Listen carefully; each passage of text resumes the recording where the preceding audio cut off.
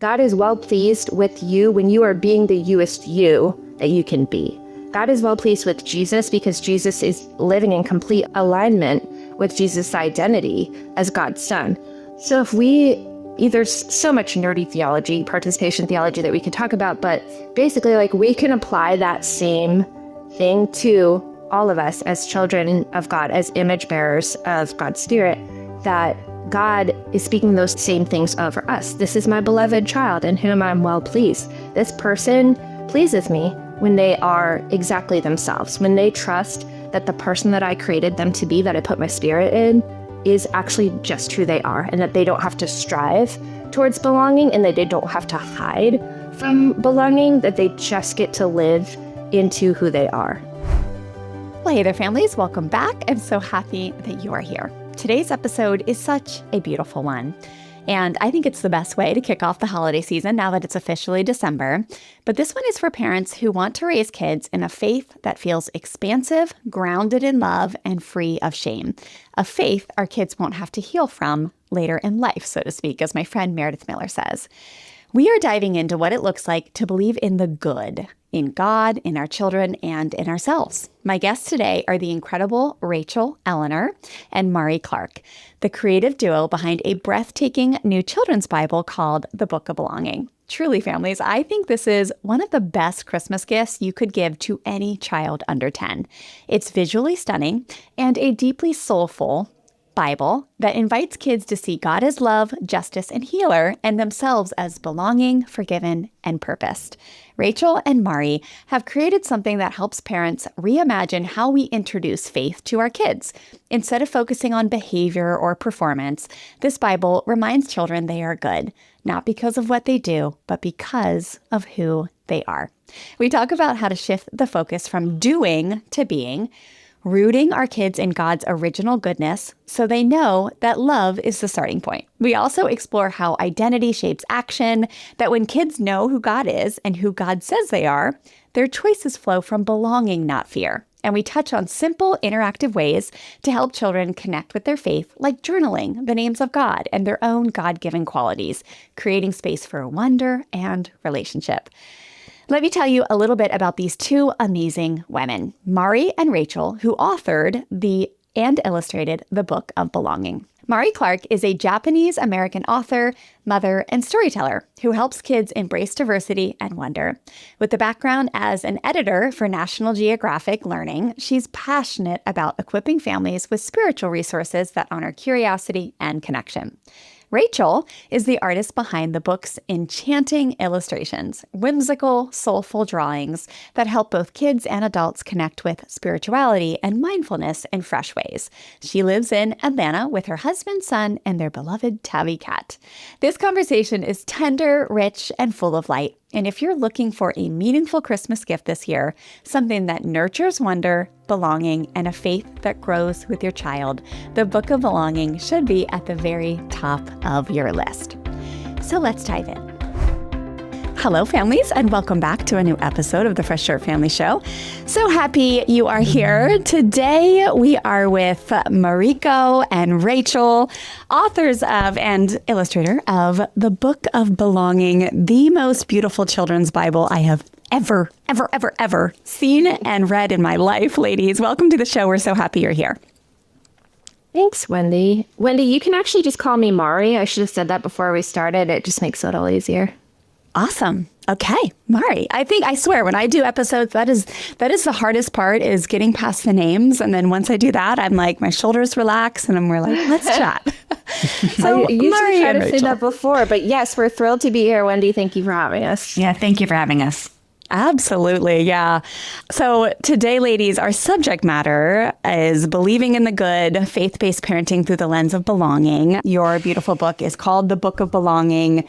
And we're going to get into so many things today about why this book is so beautiful, why this Bible is so beautiful. But I have to share with you that this Bible has been extra special to me because I've learned that this is common in the world of us who have more evolving faiths. But probably, I think it's been maybe a year and a half or so is when like I finally formally left the evangelical church. Now I'm at a Disciples of Christ church, and kind of is really cool full circle because that is where I came to know my faith when I was 19 years old. I was in a Disciples of Christ church, and now I'm back there, and it's just like everything is good again, right? Like it's like a fully inclusive, affirming church based on justice, joy, and inclusion. And I'm just so happy. But for a long time, I was trying to figure out what was happening as my eyes were getting open to things.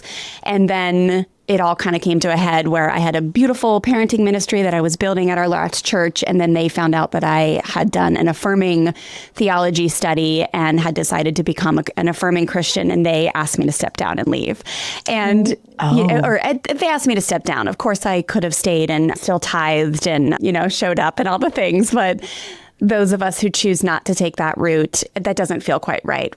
Like we advocate for like a fully inclusive space where everyone gets to contribute and lead and all the things. And so I knew I had to leave.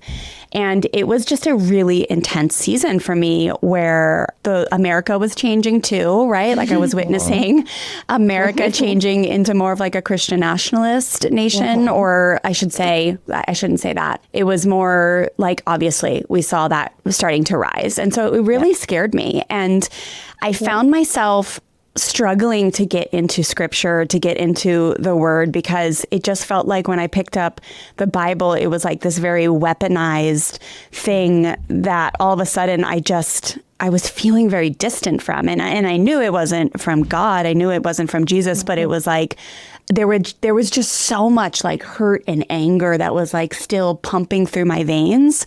The hypocrisy and the like, everything was just like, ugh.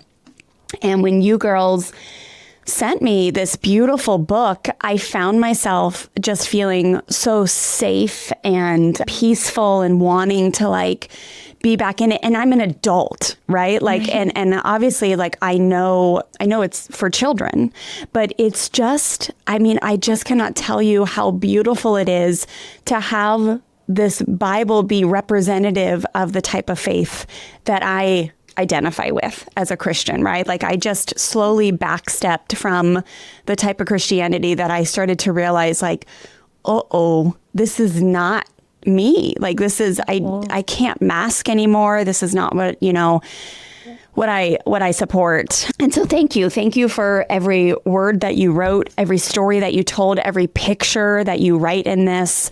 It is just the most beautiful representation of the story of Christ and scripture and God's love and belonging. So thank you so much, ladies. With that said, would you each just take a moment to introduce yourself and share with us why you wanted to be part of this project? And let's start with you, Mari. Wendy started off making me cry. You can't do that. So my name is Mariko Clark. You can call me Mari, whoever is listening. I'm the author of the Book of Belonging. I wrote these stories for my kids, yes, but I agree with Glennon Doyle's quote that there's no such thing as other people's children.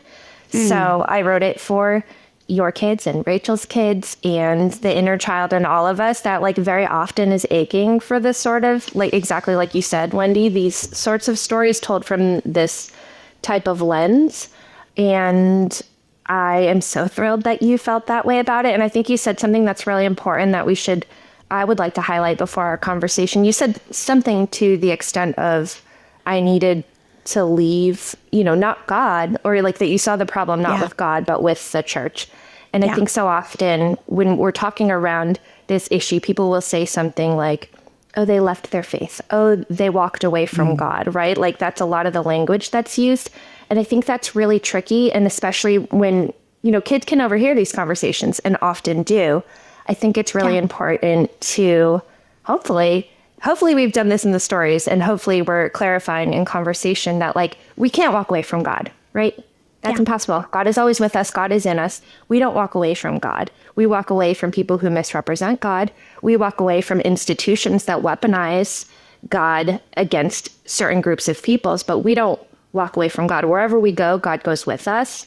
And I think that's why this concept of belonging was so important for me to infuse into every story. But also it's just like, we use this word to death, and I'm perfectly fine with that because I think it's so crucial for kids to hear, but especially for our generation that's raising this next generation of kids, for us to really ingest that and make it a part of every cell in our body so that it becomes this automatic thing that we're saying to kids no matter what, that like, you always belong with God. God is always with you. You can't walk away from God. Wherever you go, God goes with you.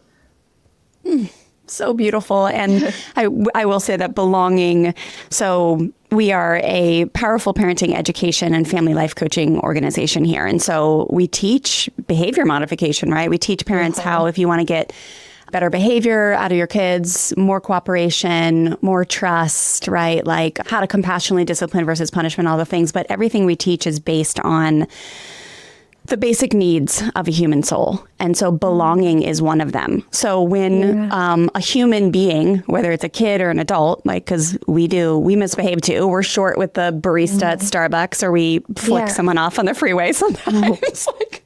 But like when we have a lack of any of those things, so a lack, the four big buckets are power, belonging, love, and value. And if you have a lack of belonging, you will seek to get that need met, often in inappropriate ways, until you get that need met. Or power, right? Like that's what I feel like we're seeing a lot in America right now. Like it will be met in unhealthy ways if someone isn't taught or understands how to meet that in healthy ways. So the whole concept of belonging being so important to humanity and part of God's like natural design of like, we just belong together is so spot on and in line with our work. So thank you, Marie. Oh, I love that. That's so awesome to hear. I can't wait to hear more about that, but I want to let Rachel tell her part of our partnership. Absolutely. Hi, everyone. I'm Rachel Eleanor, and I'm the illustrator of the Book of Belonging. And wow, I was so thrilled to work on this project with Mari. It came at the right time. I had walked away from my church as well, Wendy, over issues of affirming theology, wanting that inclusion to be a part of our church practice. And that was a long and sticky road. And I think a lot of people identify with what it feels like to actually leave a place where I felt a lot of belonging and suddenly to feel, oh, wait, this isn't allowed. I took it too far. But feeling the cognitive dissonance of being in a place where I'm like, I can't sing these worship songs and be in this space. And all I could see is like all the people who aren't in here feeling welcome, feeling celebrated.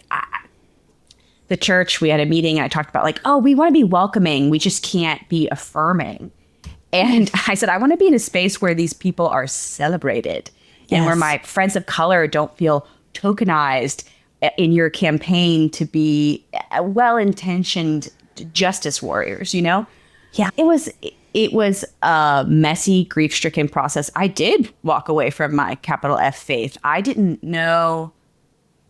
It all felt, like you said, very hard to touch. This particularly scripture was way too triggering and hard for me to touch for a while. And I trusted that the God that had met me in love and mystery in so many ways was going to hold me through it and was not going to be hurt or offended by my what I called wandering in the wilderness. And there's lots of great books written about that now, which is wonderful. A lot of us went through that.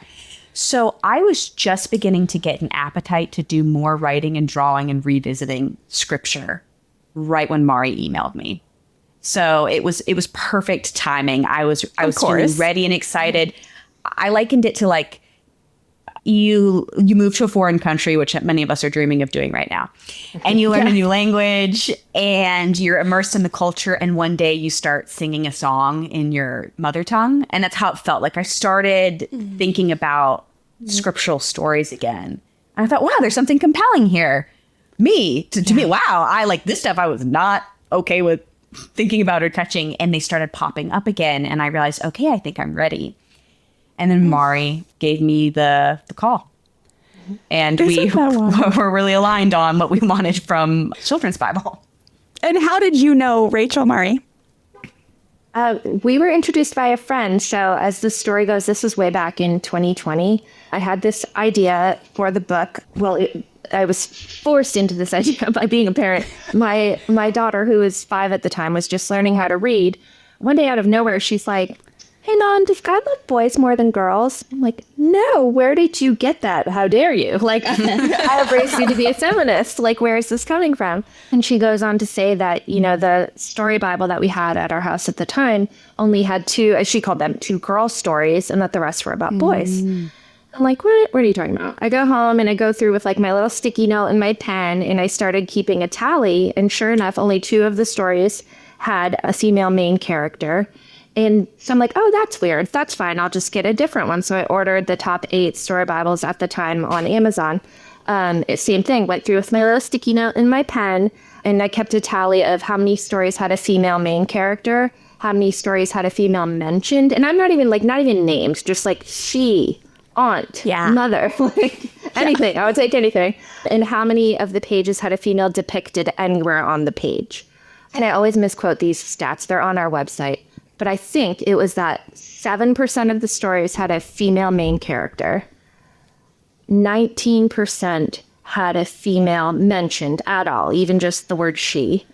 And 23% of the pages had a female depicted anywhere on the page. Like, I'm talking about like Jesus preaching to a crowd. I'm so sorry. I'm on airplane mode. I don't know how my phone turning on I see this. I see this as God's like, alert, listen, people, listen up. Because Mari is speaking some wisdom. I swear, I have stories like this where alarms have gone off. I have really good stories. So we welcome that alarm. This is like a signal of importance. We'll take it. We'll take it. Everything is off. I'm going to throw it across the room. All right. We are open and listening. Yes. And in bold, whatever Mari's about to say. Love it. No pressure. So 23% depicted anywhere on the page, even like crowds listening to Jesus, not so one woman in most of these pictures, just beards everywhere. And so I thought, okay, I guess I'll just do this myself, right? Like any parent would do for their kids. Like, just you do what you need to do to give your kids the world that you want them to live in. And so I'm like, okay, I'll just start. I had already sort of been doing that, like telling my kids the stories that I knew that were included in most story Bibles. Or, you know, we had this one that was a story about Noah's Ark, and it said something about like Mrs. Noah, she picked up a broom to clean up the ark, to clean up after the animals. And I was like, what? And so like my stuff like that, my husband and I would sort of just like be editing as we went all these stories. And so after a while, we had this sort of like mental collection of stories we were either orally passing down to our kids or stories that we had sort of augmented to be able to show them. Like, I have 2 daughters and I had a baby son at the time. He's 4 now. Aww. And so we wanted them to know, like, this is the reality. We don't have to make this up, right? Like, women were present everywhere Jesus went. Because they aren't named in the stories doesn't mean that they weren't there, because often they are named. That's the funny thing. It says they're not in the story Bible. So I started to realize, like, I could just do this. I'm already doing this. Why don't I just do this? So it started with me wanting to make this thing for my kids. And then the more friends I told about it were like, oh, me too. Sign me up too. So I started to think, okay, it'll be a small collection of friends. And then before I know it, I'm like, okay, I think enough people would want this. Maybe I could do some sort of like Kickstarter. And so then I think, okay, well, I need an illustrator for a Kickstarter. At the time, I was reading Scott Erickson's Honest Advent. It was Christmas time. And so I was going through his Honest Advent book, which is so good. Highly recommend it. And I just love Scott's work. And I had been a huge fan of his illustration for a long time. My husband's a designer, so he really values that sort of spiritual practice of like looking at illustrations and meditating on images. And so I thought, you know what, it's Christmas. Maybe I'll get a Christmas miracle. So I reached out to Scott, cold emailed him and just said like, hey, here's this idea I have. Would you ever even dream of illustrating it? And he was so kind. Scott and I are good friends now. So like I can totally picture him responding to the email the way he did. He was so kind, so affirming. At the time, he was working on a book. So he's like, I can't do this. And it's not even really quite my style, but I actually just met someone that I think I should introduce you to. And so he connected Rachel and I over email. And just as I was about to send her sort of like I kind of wanted to vet her in the same way you're talking, Amy, of like, if we want to work together, I need you to know that I'm affirming, and I need you to know that I I don't believe in biblical inerrancy. And if we're going to write these stories, like I want it to have this lens of belonging and not of penal substitutionary atonement. Like it's not about punishment. As I was thinking of sending that email, Rachel sent me almost verbatim what I had wanted to say to her. Just this like spicy vetting of me. And now that we're good friends, she's like, I can't believe I sent that. And I'm like, I was about to send it right back to you. This is perfect. This is serendipitous. Absolutely. So it was just love at first sight with Rachel and I. We were like absolutely immediate creative partners. And it has just been a dream to work with Rachel. Like, not only is she incredibly talented, as you were showing, Wendy, for anyone who's listening, Wendy was opening the pages and showing some of Rachel's on YouTube. This is a good episode to look on illustration. YouTube. She's so talented, but also Rachel is a really amazing writer herself. And so she got to weigh in on some of my stories and help me find the thread when I was losing it. And it was also this really amazing collaborative process where she would say like, hey, you're doing this one thing here, but what if, we put a speech bubble over this character and then made this sequence almost like a comic book, then we could show instead of tell, which Wendy, as you know, is a fantastic way to work with kids, to show instead of tell and allow them to use their imagination. So it's been a dream, and we've become close buddies in the process, and it's just been so fun to watch her step into motherhood herself and to share some of that as well. Yeah. Wow. It's amazing. And I do feel like this conversation for me was serendipitous too. I mean, we had this, like, we've been planning this for a year, ladies, right? Like life happened, parenthood happened. We had to reschedule, I feel like a bunch of times, but we did. I really needed this conversation like today. I'm just, speaking of belonging, like it is such a weird season where it's like, for me, it's just such I am, as one of my mentors said yesterday in a session, like, okay, this is the next step up, to be able to have compassion, like to raise your compassion and your understanding and your grace with others who are really seeing the world differently than you. Like it is kicking my ass right now. And I'm like, I can do this. Today I said that, like, and being here with you guys who are like taking action to like create the world of belonging that you see brings beauty and light and unity, right? Like it was very like important for me to have this interview today. So cool. So God's awesome and obviously like orchestrates incredible things. So let's kind of like dig into this topic that we have today, and we can kind of each just riff on these points, and I'll kind of go back and forth between the two of you, since we have three of us today. So looking at Bibles for children and this book of belonging from the angle of believing in the good, faith-based parenting through the lens of belonging. And I will say, actually, before we even dig into this topic, I was telling my family about this interview. My kids are now almost 15 and almost 18. Seriously, I don't know how it happens, but I'm like, I cannot believe my daughter is almost an adult. But I was chatting with them and I'm like, oh my gosh, look at this beautiful Bible. I'm interviewing these women. And I said to Taryn, my little guy, I was like, do you remember the Lego Bible that I had gotten you? Lego Bible? Oh my gosh, it's horrendous. It is so scary. It is like bloody, like there is all these pages of like blood and guts. Like the Lego people are like, there is like Legos guys like killing each other. And I remember the day, and this was like still when I was deep in the evangelical world. And I was very like, I think it happens little pieces at a time. You're like, that's odd. Why are we teaching children this? Or like, you just start to like pick up one little thing at a time sometimes. And I remember being like, this is really odd. And I would look again, I'm like, this is a children's Bible? And it was a big old Lego Bible. It cost me like $70 or something. I don't remember. It was a lot.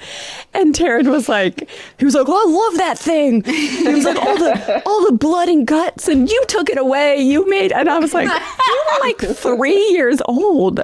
I'm like, who in the world thought that was like a good idea to like put this in front of kids? And now we know like that is very in line with a lot of the teachings, right? Like there are very prominent teachers that will sit children down in a circle on Easter and say, you deserve to die, right? And it's like, wow. And those of us who are choosing to do things differently as we evolve, we're like, okay, we're gonna do it a little bit differently, right? And I do have so many students, not just in America, but in different parts of the world, who have the same journey. They are like, they're picking up these children's Bibles and they're like, wow, original sin is being hammered into these kids from a very young age. And they're in the messy middle of trying to figure out how they are evolving and questioning and finding safety in that, because that's a whole journey when you've been brought up in a world where infallible and inerrant reading of the Bible is the only way. And if you stray, but they have shared how they're starting to edit a little bit when they read these children's Bibles and they're like,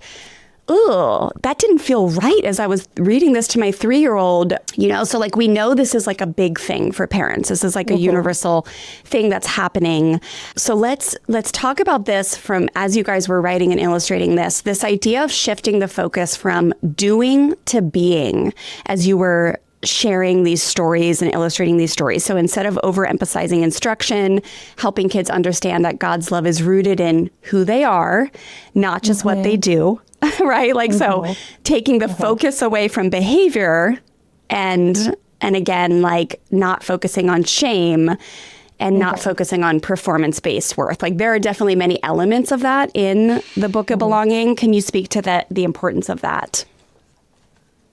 Yeah. I mean, I think it all sort of boils down to my refusal to incorporate penal substitutionary atonement in the book, which is just a fancy way of saying like, this sort of like pretty foundational Western Christian belief that that we are born flawed, that we're born bad, right? And that God needs to, because of the flawed way that God created us, that God then needs to punish us, and that Jesus sort of jumps in front of God's punishment and takes it on himself. Right. And that almost this idea of like, I picture it like we're this sort of like dark, shadowy person who has to put on like a sparkly gold dress to kind of cover up that darkness, as opposed to the way that I approach it from the lens of original goodness. It's that we're all born this gold, sparkly person, and that because of our shame and because of our striving and because we can't seem to believe that goodness about ourselves, we put on these shadowy sort of layers of shame, of striving, of grasping for what God was already giving us, to use some language from the book. And that the invitation isn't to cover up your badness. The invitation is to shed those layers and believe in alignment with what God speaks over us. There's this moment in the Book of Belonging, well, in the Bible, but that we focus on in the Book of Belonging, where Jesus is being baptized and says the Spirit of God descends on him like a dove, and God says, "This is my beloved Son in whom I am well pleased." So we see in that one sentence that God's claiming Jesus. He's speaking belonging over Jesus, right? Like, this is my beloved Son. God is speaking love over Jesus and is saying, I'm well pleased. And I got into it we had a Hebrew language expert who has read every page and word of the book. We had a panel of 6 incredible advisors. Not one of them was a straight white male. I just want to put that out there. Nice. Who read every single word of the book. And Elle, who is our Hebrew language advisor, I was like, talk to me about this, in whom I am well pleased. Because to me, I don't love that language. To me, that's like, I don't know, just like a Victorian, like, good job, Chad. Like, you've done it kind of thing. I'm like, no, I don't love that. She's like, no, like, to kind of get into it, like, ancient Hebrew is this agrarian language. Like, they're talking about the function of a thing. So, like, to say that you are well pleased with your rake, it's like, this rake is doing its job. It is doing what it is intended to do. And it's the best rake I've ever had. I am so pleased with it. It's like that sort of thing, that, like, God is well pleased with you when you are being the youest you that you can be. God is well pleased with Jesus because Jesus is living in complete alignment with Jesus' identity as God's Son. So there's so much nerdy theology, participation theology that we could talk about, but basically, like, we can apply that same thing to all of us as children of God, as image bearers of God's Spirit, that God is speaking those same things over us. This is my beloved child in whom I'm well pleased. This person pleases me when they are exactly themselves, when they trust that the person that I created them to be, that I put my spirit in, is actually just who they are, and that they don't have to strive towards belonging, and that they don't have to hide from belonging, that they just get to live into who they are. And so I think that when you start with that place of original goodness, you don't have to do all of the sort of like backwards calculating that penal substitutionary atonement requires of you, where it's like, okay, well, if you're going to be punished, if you're going to go to hell, then we need our kids to say this special word so that they won't end up there. If we want them to say these special words, we have to make them want to say them. So to make them want to say them, we have to convince them that those words are necessary. So we have to convince them that they're bad. How do we convince them that they're bad? We scare them. We point out the behavior and tell them, hey, your behavior is evidence of your badness. Instead of, hey, your behavior tells me that you don't really trust your own goodness. Talk to me about that. And it just creates an entirely different posture towards our kids. And also just changes the language we use to speak to them. That's, I think it's called, Wendy, you probably know this. What's that? Pygmalion theory, that like people will live up to what's spoken over them. That like, you know, if you tell a kid like, well, you're not very good at math, this test is going to be hard, they perform poorly. And this has been tested a ton of times. And so it's that sort of thing that like, if we're telling a kid, hey, you're so good and loved and delightful, like, but the way you're acting, like, it doesn't seem like you believe that. Talk to me about that. That's a totally different thing to speak over a kid than like, you're inherently terrible. So it makes sense that you're acting like a terrible kid, but stop doing it. Yes. That's just a completely different set of tools to hand a kid. And to me, I think it's so evident when you see these kids that have original goodness spoken over them as opposed to original sin. So, and it's, I think the conversation that is so fun for me to have with parents is like, I didn't make this up, you guys. Like, Right.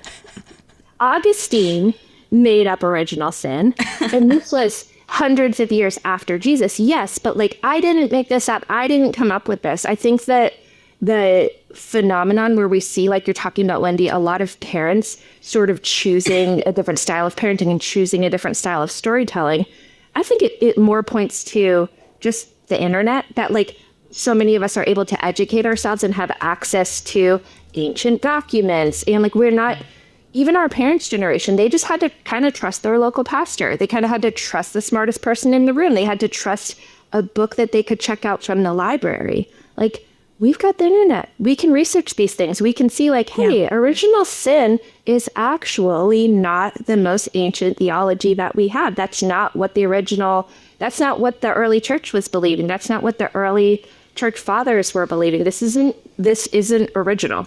Original sin's not original. And I think it's like, people are like, wait, what? There's other valid ways of seeing this? Like, yeah, there's totally biblical, theologically sound ways to interpret these stories that don't require you to tell your kid from the jump that they're terrible. Mm-hmm. And isn't that so liberating? Like, you talked about, like, I forget how you said it, but I heard it as like having the ick. Like so many parents are reading these stories and they'll like get the ick, right? Something in the story, they're like, that doesn't quite sit well. That feels kind of icky. Yeah. Like, there's a reason that feels icky. There's a reason that like your body is reacting to some of these things that the stories are requiring you to speak over your kid. Like, pay attention to that. Like, tune into that. If it feels icky, why does it feel icky? Dig into that. And Rachel said it really early in our professional relationship. She said something like, I just kind of have to believe that I'm not a better parent than God. Yes. God has to be at least as loving a parent as I am. Yeah. At least. Minimum, right? Yeah. Right? Yeah. Oh, it's so good. Yeah, that word ancient. I often will, when people ask me, am I a believer? Like, nowadays, it's interesting. You kind of have to like, you have to like say it in an interesting way. But I've just been playing around with it, right? But it's like, and I've been really trying to focus on, again, like, doubling down into unity and like just speaking for what I want and what I advocate for versus like what I'm not and what I'm against, right? Like, it's just such a journey for me. But that ancient word for me, like, when I often been experimenting with, like, I practice like ancient progressive Christianity, right? So it's like, it's nothing new. It is like this, to me, this is like the ancient way. And it's also in today's age considered progressive, which is just so interesting, right? So it's like, so very confusing. But yeah, this idea of the original sin versus original goodness has just been really like just blowing the minds of people in my community. I didn't grow up thick in the like high control religious circles or the evangelical circles. So I I just didn't realize it was such a big thing until I started supporting so many people who were really struggling in their adulthood with shame and implementing firm and kind connection-based parenting because of really from the beginning, they had been given this message and just really like the struggle was so intense. And so I love the idea that shame is something that, and we use this analogy quite often in our work, is like we get to shed those layers that were never meant for us to begin with, like an artichoke heart, right? Like the middle of an artichoke is so tender and soft and yummy. And then as it grows older, like it develops these very hard shells and they like have daggers on the end that will bloody your skin if you don't know how. Yeah. And so over time, like shame is one of those things that I day in, day out support parents that I work with to shed shame and make sure they're not repeating that same generational cycle of putting shame onto children. Because I believe guilt is like perfectly human God design, right? Like it's a wonderful inner compass of like, hey, if you do, we always say, if you feel guilty, you are guilty, probably. So like, just make amends, make a different decision tomorrow, right? But shame is a whole different can of worms. And that was never meant to be put on children. And it makes us believe as we get older, like, what is wrong with me, right? Like that was a big phrase. My mom grew up like Irish Catholic, like really strict schools and stuff. And that was the phrase, like, what is wrong with you? And it's taken years to shed that and make sure I don't pass that on to my children. So shame is just such an interesting thing. And really, I remember years ago, the concept of being like, just totally in love with like who you are and it being enough, like inherent worth and goodness. And I was just always like, what does that even mean? Like, come on. Like, we are doers, right? Like, I'm a mover, I'm a shaker, I'm a doer. And now, like 15 years into my exploration of that subject, I'm really finally starting to understand like what it means to just really be rooted in the belief that you are enough just because you literally are. Like, that's it. That's it. So amazing. Okay, I'm going to pass this one to Rachel this time. This idea of identity shapes action and how this showed up when you guys were illustrating and writing the Book of Belonging. When we tell children who God is and who God says they are, consistently and intentionally, it shapes their identity, leading to actions that naturally flow from a place of belonging and belief. So this idea of just telling children over and over again who God is continuously and intentionally. Oh, I love this question. I think this identity and action piece, Mari and I, and it sounds like you two have felt a lot of overwhelm about the capital W world in our country and what's going on and feeling helpless. And I keep saying, like, I can at least go to my grave knowing we took one solid whack at American Christian nationalism. We handed a book to children that will hopefully be foundational in them understanding that their identity at its core, they are beloved. And I think children who believe that they are fundamentally loved have greater capacity to show and extend that love to others. If they believe that they belong and everyone belongs, then they will extend that to others. I think it's so easy if you have a theology of original sin, I'm just a sinner saved by grace, that minimizing of self, that you're degrading yourself, and it's going to be easier and easier to look at others too, and to look at others as people to rescue, to educate, to discipline. Yep. Instead of as people to learn from, to discover from, to partner with. And gosh, I was like, just in a conversation, I'm wondering why this feels connected to me, but how our kids watch what we do and what we say, and then they perform it. And sometimes you don't even know if they're listening to what you're saying, and they're definitely watching what you're doing. And those two things go hand in hand. I think that's Mari's and my relationship, but words and pictures, right? It's not just pictures. It's not just words. There's something really magic when they both align. And I think that happens with our words and our actions as well. And there are times when kids need to be shown.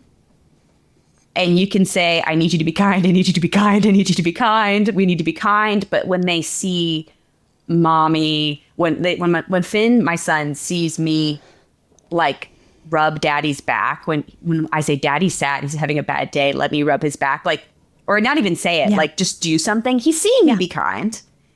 And in turn, when Finn saw me crying, he came over, he's like, let me hold your hand. And I'm like, you are 2.5. Like, that's beautiful. Amazing. And he's watching us do that. And that's something I'm really passionate about with pictures, is that in pictures especially, there's a lot of room for nuance and metaphor. A picture's worth 1,000 words, right?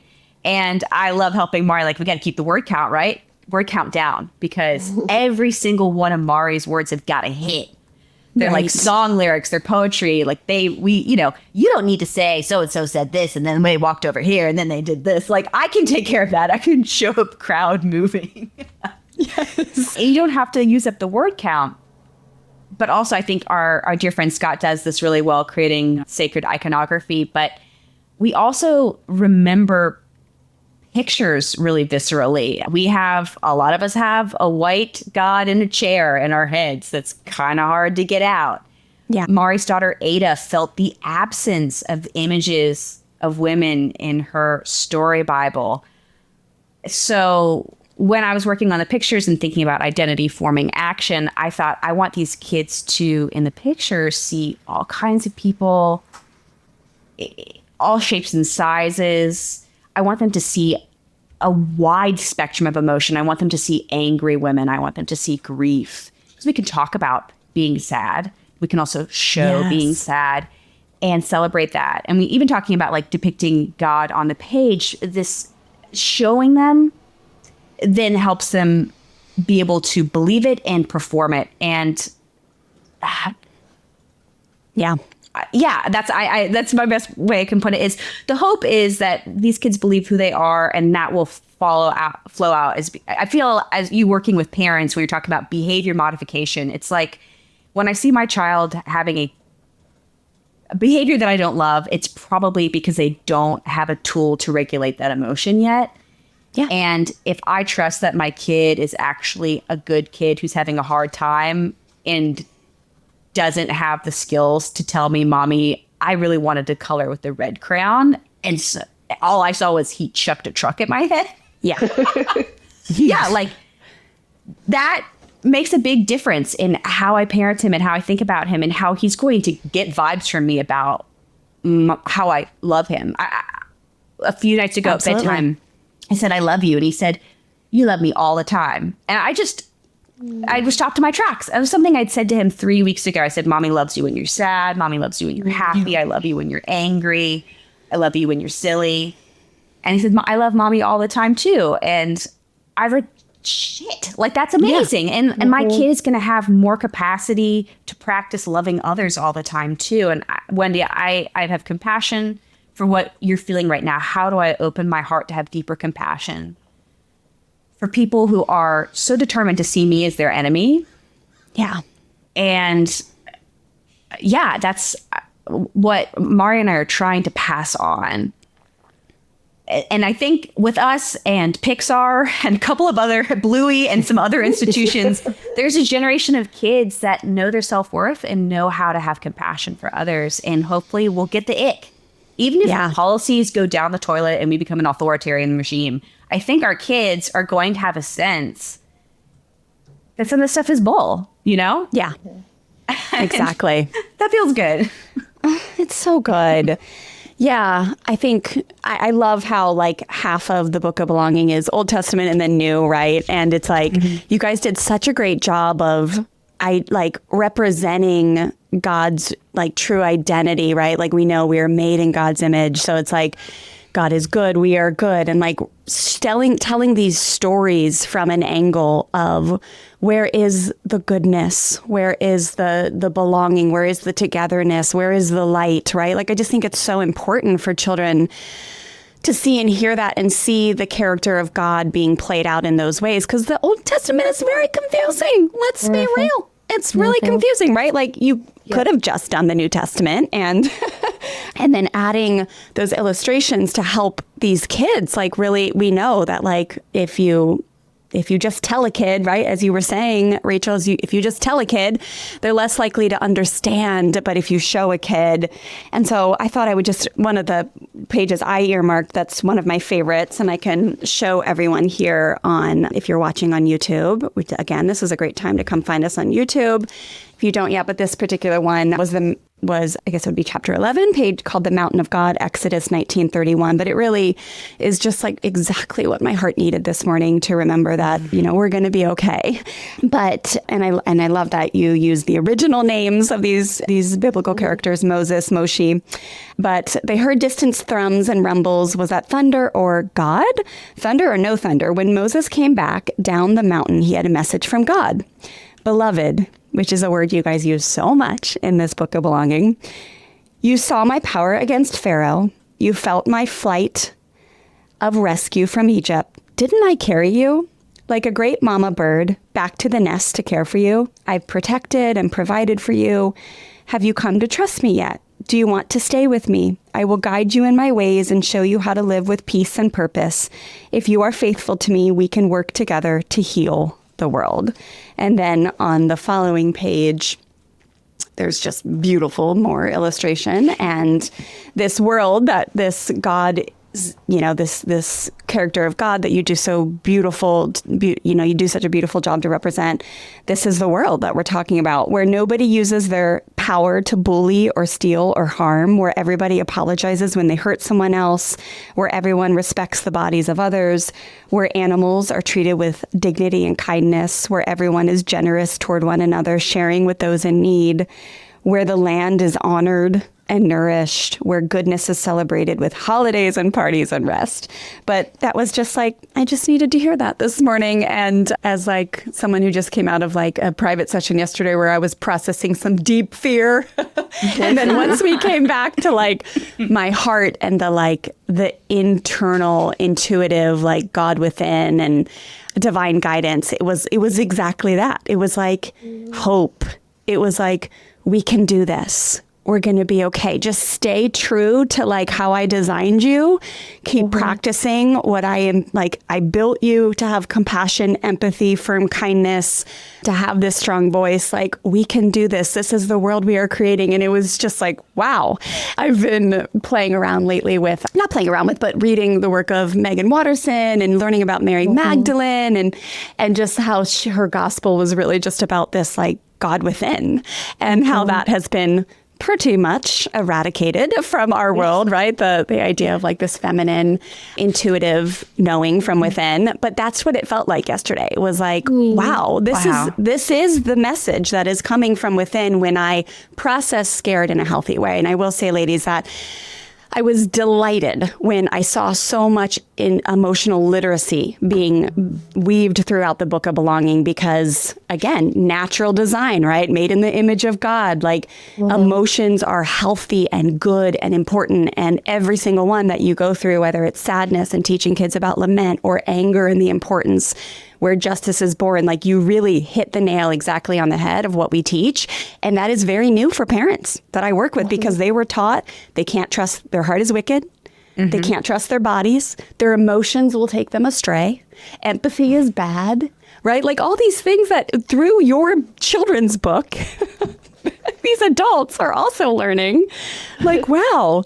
Okay, like we can do this. We can do this. We're not taking crazy pills.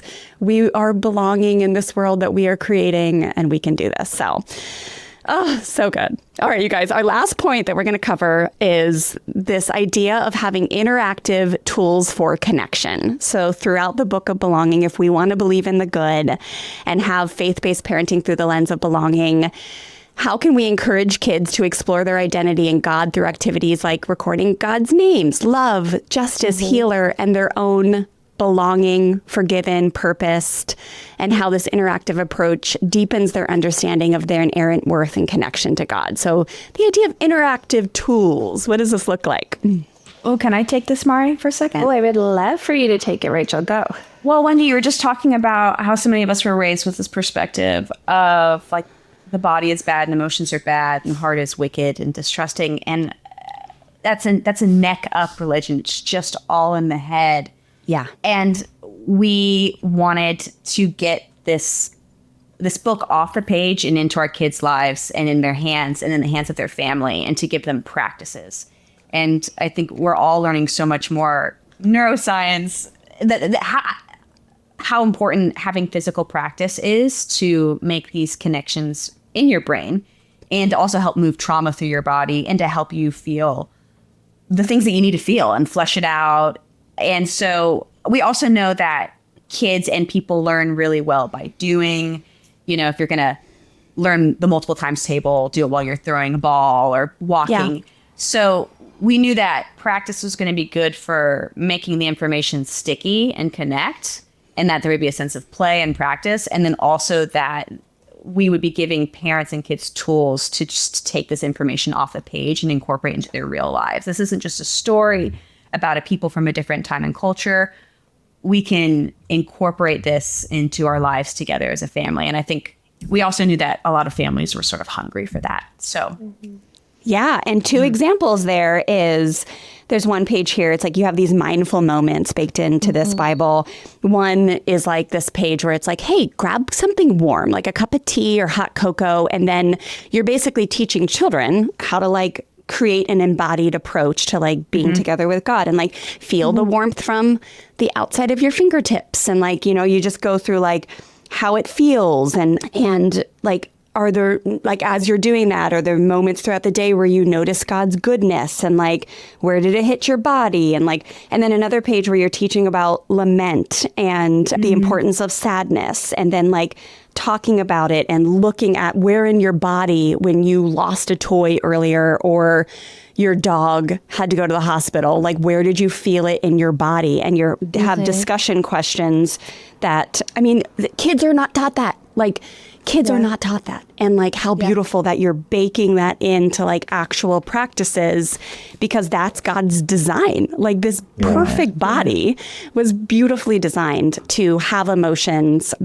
What we're realizing now as we study the nervous system is the emotions actually hit the body first. Then we label them as an emotion. But it's like, it's all energy. It's all like, but we have these physical things. And the sooner that we can help children become like embodied as they grow up and integrate the body and the mind with the heart and the soul. Oh, talk about hope for a different future. But did you have anything you wanted to add to that, Mari? Oh, I was just thinking about how, ironically, the Bible, I think the mistake we make in Western Christianity often is thinking that the Bible was written for and by white people. And that like we sort of pass the stories down as if they are, but like when we put it in its context, and that's why we were intentional about using the original Hebrew names alongside the anglicized versions, is like, this is an ancient book written for and by brown people for brown people. Yeah. We borrow that in our tradition. We've inherited that and we want to honor it and be respectful, but like, those are the roots. And it's so ironic that in Middle Eastern culture, they are more physically effusive, and they are like, or even like in any indigenous people, you see that they have these rituals of embodiment, these rituals of moving their emotion through their body. You see more wailing or like beating their chest when they're sad, or you see death rituals, you see birth rituals, you see women more supported in their birth because it is such a physical act. Like we see these cultures having these embodied experiences and these embodied containers for emotion. And it just is so ironic to me that then, as Rachel said, like somehow we have made our faith in the West to be a neck up faith, that like you think, you learn, you study, and you agree, right? You agree with ideas, and that's what faith has become. And so then we don't know what to do with kids because they have these big feelings and they have these wiggly bodies. And it's like, but from the neck down, we just like, I grew up thinking like my thoughts and my beliefs are really important. Everything else is just sort of like annoying, right? You just have this like body that you drag around and it like weighs you down, and it holds all your sin and it holds all of your messy emotions that are so annoying, and they get in the way of you learning more about God.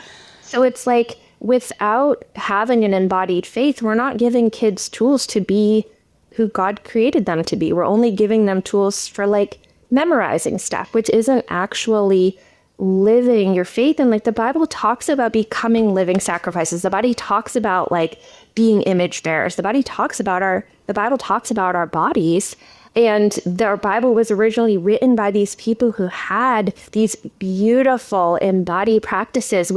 Rachel and I write a weekly Substack where we do a spiritual practice for families who either aren't doing the church thing or want supplemental practices. And we did last week a therapeutic dance party, and it's based on one of the chapters called The Song of the Sea. And I had written this chapter through like a trauma-informed lens of like, nice. We've all seen The Prince of Egypt. They walk through the Red Sea to get to the other side. They're free from 400 years of enslavement, and it's this really momentous song that happens, and the women gather around with their drums and they're doing this dance.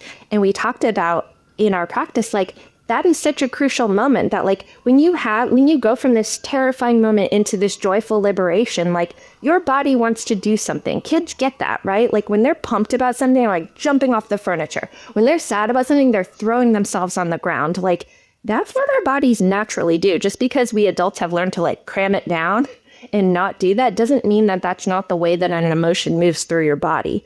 So to deny that in our spirituality is really just teaching kids to ignore parts of themselves. But like when we have these embodied faith practices, we're teaching them like God made all of that. And not only did God make all of that, but like that's good. That's really good. God it's where the wisdom comes from a lot, right? Like it's fun. It's where the wisdom straight up comes from. Yeah. And yeah, I just taught a workshop recently for the public, and it was a nervous system healing and regulation workshop, mostly designed to help parents go from reactive to responsive, right? So those knee-jerk reactions. And, you get feedback. It was a 4-day live stream event, and it's like, hey, what hit? What felt good? And almost like so many people were like, the dance party. It was like every day we'd have a dance party at the end. We would just pick one song and we would just dance as we, finished off our live stream event after an hour. And people, that was like one of the best takeaways. Like that we know that is like it's a straight up nervous system regulation strategy. It's a tool. And it of course, ancient culture that was just baked into like what you did all the time. And nowadays we're like these rigid, like we can't embarrass ourselves with our body's movement. But I just found it so interesting that was one of the most favorite parts of that workshop was people just standing up and dancing with their children and letting go of the inhibitions and moving their body, which we know is really important to like, it's one way to complete the stress loop that it's a pretty high stressful world right now. So, ladies, oh my gosh, what a beautiful, rich conversation today that we've had. Let families know, where can they come get this beautiful Book of Belonging Bible? We will make sure we add it to our shop page at Fresh Start Family too. But where can families come find you if they want to hear more about all the things that you do and teach and write and illustrate? Let them know, please. So you can buy the book wherever it is you buy books, the Book of Belonging. And then if you want to access any of the other resources that Rachel and I have been working on, as I said, we do this weekly spiritual practice. That's at the Belonging Workshop is the name of our Substack. So that's thebookofbelonging.substack.com. And that's where all of our stuff sort of lives there. That's kind of our catch-all. So you can find us there. I love it. Oh my gosh, I did not know about that Substack. I have quite the collection of amazing pastors and theologians and authors in my Substack, but I'm going to have to add you guys. So wonderful. Rachel, thank you. Mari, thank you. Thank you for this beautiful work and this contribution to the world. I am so grateful to meet you. It really has been an honor to chat today. And listeners, viewers, families, go get every single one of you needs to have this book for your children. So go. This is like the perfect, whether it's Easter, Christmas, birthday, or just a gift because you love your children and it's Tuesday. So, all right, ladies, thanks for being here. Thanks, Wendy. Thank you, Wendy. Before you go, I have a question for you. What if parenting felt peaceful and empowered? And what if your days with your children felt connected and joyful, even if you are raising a strong-willed child or kids who really aren't shy with bringing the sass? Look, I know that you have worked so hard to become a loving, generous parent. So why does it feel so stressful? Well, I want to introduce you to something brand new that I've created called the Fresh Start Family Quick Start Learning Bundle, where I share my 3 secrets to empower, connect, and build true collaboration with your strong-willed child or kiddo that pushes back often. Because empowerment and connection as a parent starts with you leading the way towards more peace and joy in your home, not waiting for your kids to become easier or your spouse to become more supportive. This free learning guide and 1-hour interactive workshop will help you rewire your nervous system around misbehavior, stop the reactive parenting patterns, and implement an easy, powerful parenting framework that sets you up for success with more cooperation, respect, and connection in your home. Plus, it comes with the 5-minute Say This, Not That reset to give you an instant lift with a cooperation from your kids. So you can have increased peace and joy as a parent anytime you want. All you need to do to get the free Quick Start Learning Bundle and save your seat for the interactive workshop is go to freshstartfamilyonline.com/power. Hooray! You made it to the end of a Fresh Start Family Show episode. Thank you so much for being here. If you have a quick second, make sure you hit subscribe to our show so you can be updated when our new episodes drop. I will see you back soon for the next episode.